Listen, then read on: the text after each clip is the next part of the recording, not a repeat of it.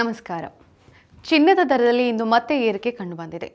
ಬೆಂಗಳೂರಿನಲ್ಲಿ ಶುಕ್ರವಾರ 22 carrot 1 gram ಚಿನ್ನದ ಬೆಲೆಯಲ್ಲಿ 65 ರೂಪಾಯಿ ಏರಿಕೆಯಾಗಿ 12,715 ರೂಪಾಯಿಗೆ ತಲುಪಿದೆ. ಹಾಗೆ 24 ಕ್ಯಾರೆಟ್ನ 1 ಗ್ರಾಂ ಚಿನ್ನಕ್ಕೆ 71 ರೂಪಾಯಿ ಏರಿಕೆಯಾಗಿ 13,871 ರೂಪಾಯಿಗೆ ತಲುಪಿದೆ.